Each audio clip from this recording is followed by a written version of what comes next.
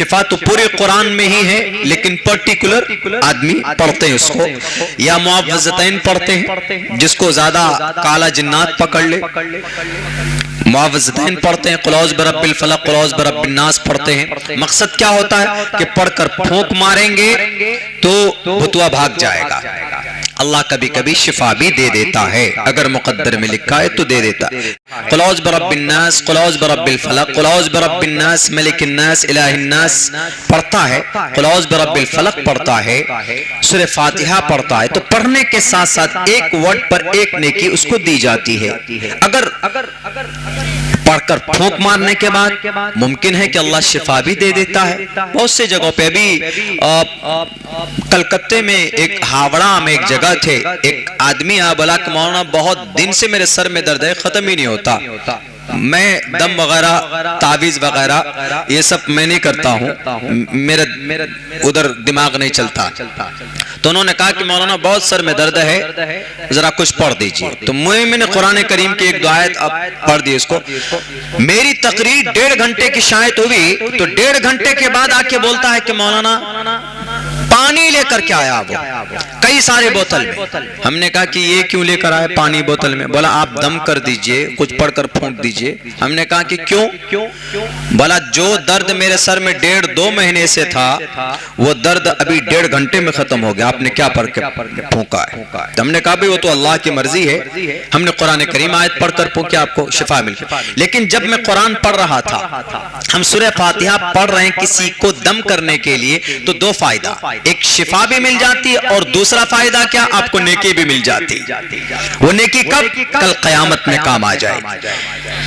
آپ پڑھیں گے قل هو اللہ احد اللہ الصمد لم یلد ولم یولد ولم یکن له کفوا احد، کسی پر دم کر دیا آپ نے، اللہ نے چاہا تو شفا بھی مل جاتی ہے۔ اس کے بعد پھر آپ کو یہ جتنے الفاظ پڑھیں ایک ایک لفظ پڑھنے کی۔ اور ہمارے ہندو بھائی کیا اگر جادو سے بری چیزوں سے بچنے کے لیے عموماً وہ ہنومان چالیسا پڑھتے ہیں، بہت سارے ہندو بھائی پڑھتے ہیں، ان کا کانسیپٹ ہے، عقیدہ ہے ان کا، جے ہنومان گیان گن ساگر، وہ سیناپتی تھے، وانر کے سیناپتی تھے ہنومان جی۔ سکھدیو نے دیا تھا کن کو؟ رام چندر جی کو، سیتا میاں کو بچانے کے لیے۔ تو بہرکیف وہ پڑھتے ہیں اس کو، جے ہنومان گیان گن ساگر جے کپیستے ہوں لوگ اجاگر رام دود اتلت بلداما انجنی پتر پون ستناما، بہت دور تک ہے، کم سے کم پڑھنے میں 5 سے 6 منٹ بھی لگ سکتا۔ تو یہ پڑھتے ہیں وہ ان کے عقیدے کے مطابق، ان کی سوچ کے مطابق ہو سکتا ہے ان کو شفا مل جائے، لیکن بس یہ ہے کہ ان کو شفا ملے یا نہ ملے، شفا مل بھی سکتی ان کے عقیدے کے مطابق، نہیں بھی مل سکتی، لیکن کیا نیکی باقی رہے گی؟ نیکی باقی نہیں رہتی ہے۔ صرف قرآن ہے کہ پڑھنے کے بعد اللہ آپ کو ڈبل فائدہ دیتا ہے، آپ کو شفا بھی دیتا ہے اور آپ کے نام پہ وہ پنیہ اور نیکیاں بھی لکھی جاتی ہے۔ کیوں؟ کل قیامت میں اللہ کے نبی فرماتے ہیں، اللہ کے نبی کی حدیث ہے، کل قیامت میں انسان ایک ایمان والا صاحب قرآن فَلْيُقَالُ لِصَاحِبِهِ، کل قیامت میں اللہ تبارک و تعالیٰ کے سامنے رب ذوالجلال کہے گا ایک شخص سے پلیز کم ہیئر، وہ آئے گا، بلایا جائے گا اس کو بڑے عزت کے ساتھ، اس لیے لفظ پلیز میں نے لگایا ہے، ادب کے ساتھ، احترام کے ساتھ، لیکن نامہ اعمال دیکھا جائے گا اس کا تو اس کے لیے فیصلہ ہو چکا ہوگا۔ رب ذوالجلال کہے گا، اللہ تبارک و تعالیٰ کہے گا کہ تم دنیا کے اندر گناہ کرتے تھے، دنیا کے اندر تمہارے اعمال اچھے نہیں تھے، تم ڈیزرو نہیں کرتے ہو، تم حقدار نہیں ہو جنت جانے کے، جاؤ تم کو جہنم جانا پڑے گا، فیصلہ ہو چکا ہوگا۔ لیکن فوراً قرآن آ کر رکے گا اور کہے گا کہ اللہ بالکل نہیں، یہ شخص جہنم نہیں جا سکتا، یہ شخص اس شخص نے مجھے پڑھا ہے، میری تلاوت کی ہے دنیا کے اندر، اس لیے اس کے حق میں میری سفارش قبول کیجئے۔ اے اللہ رمضان کے روزے روزے میں تلاوت کرتا تھا. پورے ایک پہلے رمضان کو ہر دن صبح کو نماز پڑھنے کے بعد سے لے کر یعنی فجر کی نماز سے لے کر مغرب کی نماز تک میری تلاوت کرتا تھا اور ایک پارہ پڑھتا تھا ڈیلی, اور میرے حکم کے مطابق زندگی بھی اس نے گزاری ہے. اے اللہ, آپ اس بندے کے حق میں میری سفارش کو قبول کیجئے. اگر آپ اس کو جہنم بھیجیں گے تو میرے لیے بھی یہی فرمان جاری کرنا ہوگا, لیکن قرآن جہنم نہیں جا سکتا. اللہ تبارک و تعالی سپریم ہوگا, وہاں پہ چیف جسٹس ہوگا. جیسے آج ہمارے بھارت میں سپریم کورٹ کے ججمنٹ کے بعد کوئی دوسرا فیصلہ, کوئی دوسرا کورٹ نہیں ہے اس دیش میں. ہاں, یونائٹڈ نیشن جسے اقوام متحدہ کہتے ہیں ہم لوگ, وہاں تک کوئی جاتا نہیں, بلکہ ہمارے اس دیش میں سب سے بڑی عدالت ہے سپریم کورٹ. سپریم کورٹ کا فیصلہ ہوتا ہے تو ہمیں ماننا پڑتا ہے, یا اگر نہیں تو دوبارہ ریویو پیٹیشن داخل کرتے ہیں, لیکن سپریم کا فیصلہ آخری فیصلہ ہوتا ہے. تو جسٹ لائک دیٹ سیم اسی طریقے پر کل قیامت میں اللہ کا فیصلہ آخری فیصلہ ہوگا. اگر اس فیصلے سے اگر کوئی وکیل آپ کو دنیا کے اندر سپریم کورٹ میں اگر کوئی جتا دیتا ہے, اگر کوئی وکیل آپ کو بچا کر لاتا ہے, تو آپ پوری زندگی اس کا غلام بن جاتے ہیں. کل قیامت میں یہی سسٹم ہوگا کہ اللہ کے فیصلے کے سامنے میں قرآن کریم ڈٹ کر کھڑا ہوگا اور اللہ سے کہے گا کہ اللہ, اس بندے نے مجھے پڑھا ہے. فَيُقَالُ لِصَاحِبِهِ, اس آدمی سے کہا جائے گا, اس قرآن کے دوست سے کہا جائے گا. يُقَالُ لِصَاحِبِهِ, قرآن کے دوست کا لفظ استعمال کیا ہے اللہ کے نبی نے حدیث میں کہ فَلْيُقَالُ لِصَاحِبِهِ, اس آدمی سے کہا جائے گا کہ جاؤ تم جنت میں, اقرأ وارتقی, پڑھو قرآن کو اور جنت کے دروازوں پر چڑھتا جا, جنت کی سیڑھیوں پر جہاں پر تمہارا قرآن ختم ہوگا.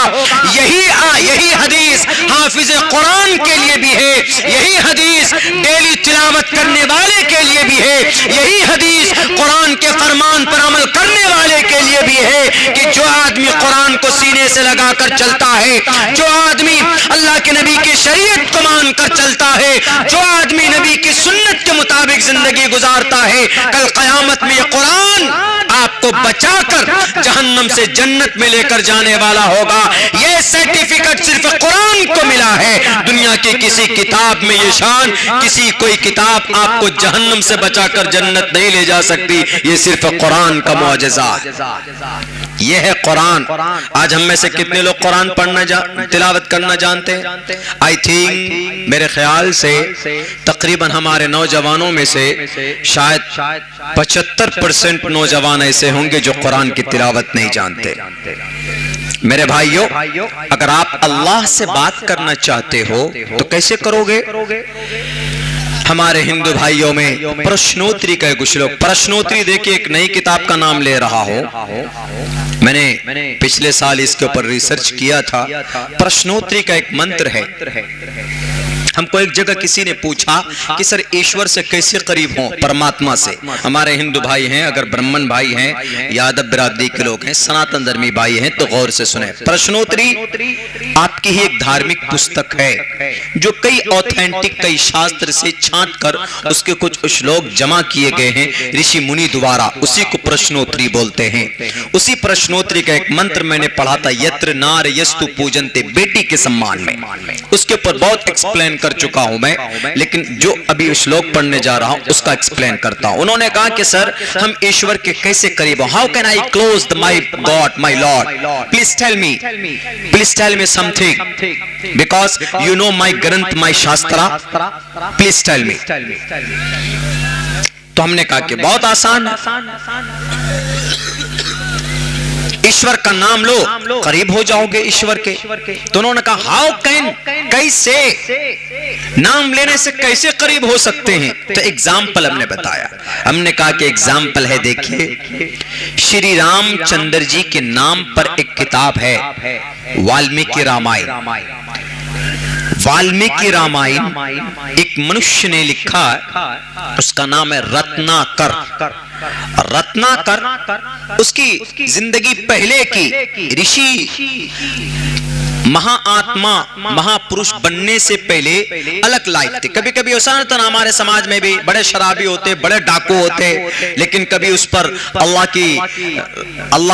کا رحم و کرم ہوتا ہے, آدمی سدھر جاتا ہے, نمازی بن جاتا ہے, داڑھی رکھ لیتا ہے, اچھے کام کرنے لگتا ہے. ایگزامپل ہے ہماری بستی میں, ہمارے علاقے میں ہے, ڈیلی نشے میں دھوت, ساری پراپرٹی زمینیں بیچ ڈالی, لیکن ابھی ایسا ہے کہ 5 وقت میں سب سے پہلے اذان جا کے وہی دیتا ہے. شراب پی کر ننگا ڈانس کرتے تھے, ایسی حالت تھی, لیکن ابھی جماعت کے امیر بنے بیٹھے. عمر فاروق کو دیکھ لیجئے, سب سے زیادہ اسلام کے نام پر جو شروع میں ایمان لائے تھے, سب سے زیادہ ظلم تشدد مارنے والے, ظلم تشدد کرنے والوں میں ایک نام عمر فاروق کا بھی تھا. ان کے گھر میں جو کنیزہ رہتی تھی ان کو اتنا مارتے تھے, تھک جاتے تھے. عمر فاروق یوں کہتے تھے, رکو آج تو تھک گیا ہوں میں, کل ماروں گا, ایسے کہتے تھے, کل ماروں گا. پھر کل ہوتے کل پٹائی کرتے, پھر تھک جاتے, پھر وہ کہتے کہ میں کل ماروں. کون؟ عمر فاروق, جن کی بازوؤں میں اتنی طاقت تھی کہ ان کی طاقت کے ڈر سے شیطان اپنا راستہ بدل دیتا تھا.